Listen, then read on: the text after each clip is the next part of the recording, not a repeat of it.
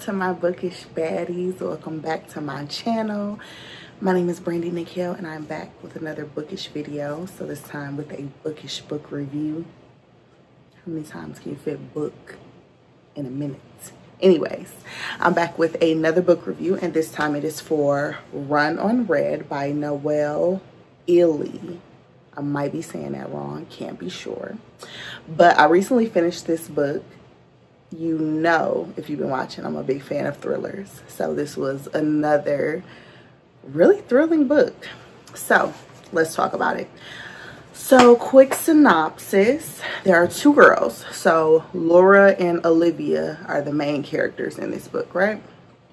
And so Laura and Olivia, look how cute my new cup is. So I am a fan of the Comfort water bottle. I have to have my water cold, so keeps me a cup, and this is my newest one. Isn't she cute?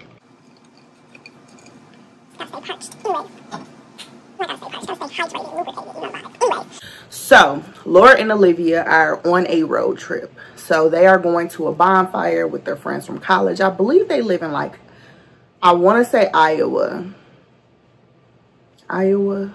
Idaho, one of those. Don't quote me. Anyways, and they're going up in the mountains somewhere to a bonfire that some of their like college buddies are throwing. So they are two of a trio of friends. So the other one is Laura's sister, and her name is Ava, I believe. Anyways, Laura and Olivia are the main characters in this story. And so they are on their way to this bonfire. They have to go up through these mountain roads. They are driving Ava's car, and it's like a little old hoopty. That's what we used to call them back in the day. And so, like, the radio doesn't work. One of the windows is missing. Like, you know, it's just a point A to point B vehicle, and they're driving it through the mountains. Reserve my judgment. I'm just tell y'all the synopsis. And as they are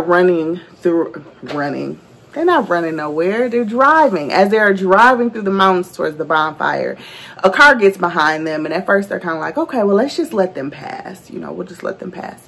And so they let the car pass because the car is like right in their bumper. The car passes, and eventually they catch up with the car, and the car like on the road, so they can't get past. And then the people get out and they got on masks, and it gets spooky. And so they're able to turn the hoopty around to go back the other way because they can't pass the car. Mind you, you're on a mountain road, so there's nothing but mountains on the side of you and little skinny lanes. I've driven on these kind of roads in California before, and it's frightening even if somebody's not chasing you. It's a whole different conversation.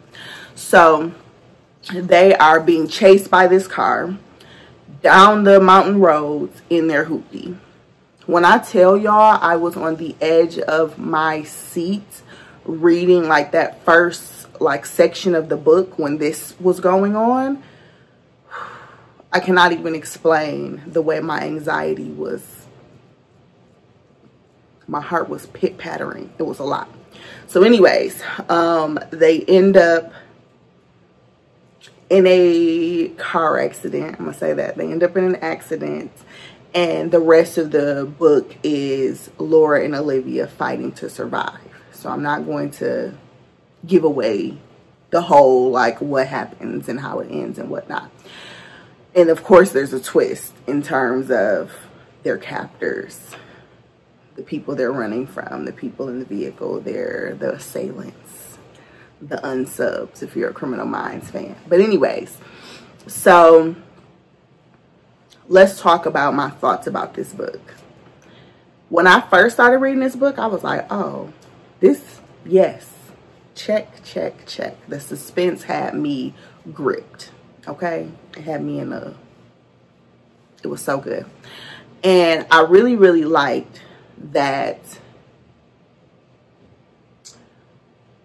Olivia talked through, so they're giving you like a lot of her view, and they're talking through her thoughts as she's on the car ride, even before they come across these people who follow them.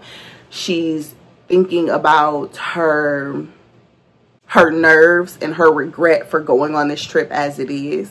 She deals with some anxiety, and so she's like feeling super anxious and, you know, kind of talking about her struggles with that in general and how she's been pushed to go on this trip and like step outside of her comfort zone. And I'm not saying that there's anything wrong with stepping outside of your comfort zone, but what's a lesson in following your intuition when you know, like when you're on high alert and something is saying no, no, no, do not go that way. I'm not saying your intuition will always be right, because sometimes when you have anxiety, what you feel like is intuition is actually anxiety. I understand that. I understand that completely.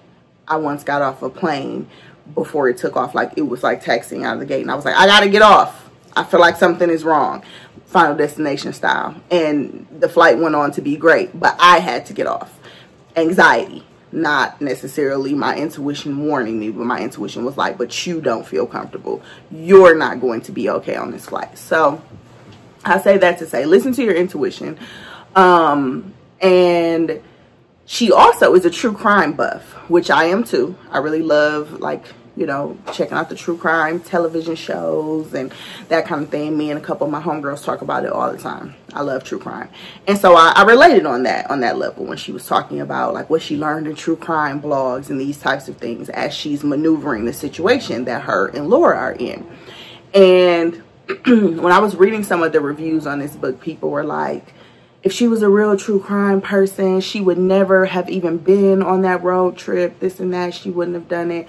And at first I was like, exactly, because there's some stuff that I know that's a disappeared episode waiting to happen, or that's a Nightmare Next Door episode waiting to happen. But I'm also like, but we all do some things that afterwards we be like, why did I do that? That wasn't, you know, wasn't very true crime of me. So we all have our moments. So I'll say that much. So starting out, the suspense was perfection. The diving into Olivia's mind was perfection. So well done. The action throughout was written really well. This author's very good at action in general. But it drug a little bit. So once we got into like, okay, once we hit the climax of the story,